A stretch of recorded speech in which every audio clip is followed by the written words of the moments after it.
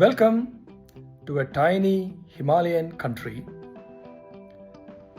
blessed with natural beauty, peaceful people, where development is measured in terms of happiness rather than economy, and which is one of the only carbon negative countries in the world.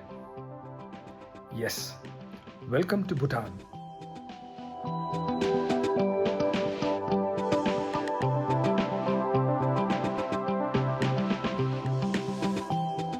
Bhutan is worth visiting for many reasons, but the one that is high in my list is due to the cultural immersion that we experienced here. Right from the time we met our guide, clad in traditional Bhutanese robe, the disciplined people with their unwavering love for their king, the simple but deliciously different food, notably the delightfully yummy yamadachi, and the intriguing taste of suja.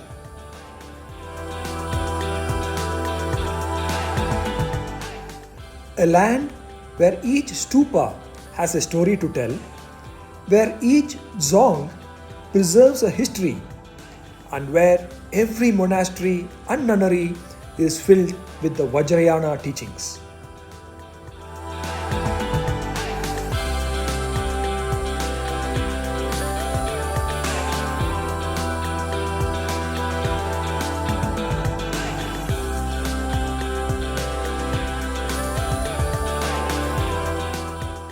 The experience can be further elevated with some fine homemade products like the kefai and the peach wine.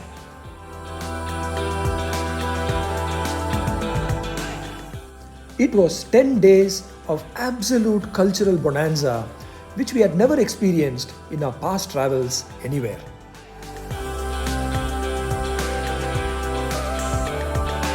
Added to that, a few hikes, one to the Porjica Valley to see the migratory black-necked cranes who fly from far off Tibet during the harsh winter months there to this beautiful valley. We sighted these lovely birds in plenty and also saw up close the two stranded birds in the observatory.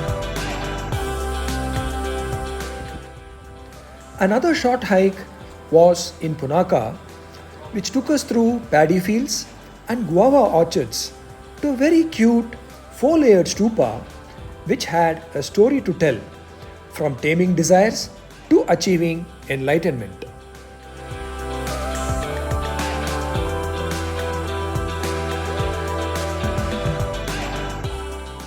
Let me share the two unique aspects about Bhutan.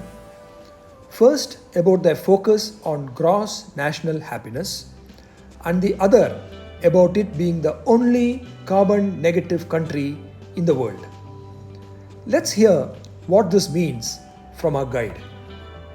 Example, so Bhutan is known as a carbon negative in the world as we emit less carbon dioxide than what our forests and the nature observe here in Bhutan. So 72% of our land is covered by forest, and according to our constitutional, like 60% of our forests should be intact for forever here in Bhutan. Gross national happiness is a philosophy and an index coined term by His Majesty the Fourth Dukalpo here in Bhutan.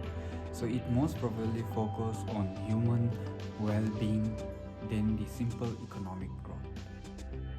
Now to the most anticipated part of this trip, the hike up to the tiger nest. This is a centuries-old monastery built on a steep cliff at about 3,100 meters altitude. The hike starts at about 2,300 meters altitude after a short drive from Paro city. It was a really cold November morning when we reached the starting point at 7:30 a.m. This is the trek starting point. You go from there. We have to buy tickets out here. It's 1,000 rupees per head. After hiring hiking sticks, which was a good decision, we started the hike in biting cold conditions. It is a slowly ascending hike till a cafeteria at the midpoint, and thereafter gets even more steeper.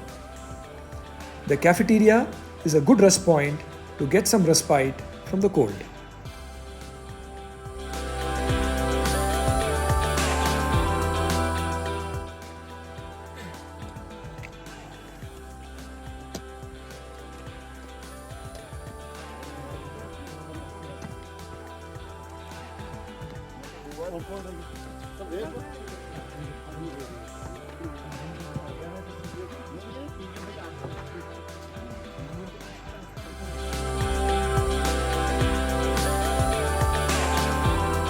Final push, 300 steps climbing up. That's the way we go to the tiger nest. That is how we had come from that hill down to the waterfall, and then the round trip distance is about 6 kilometers. Since we have experience in trekking, it took us 2 hours to reach the monastery and another 1.5 hours to come back. Add to that an hour spent inside the monastery itself. It is a doable trek by most, as we saw people of all age groups making it to the top, including a few very small children and elderly as well.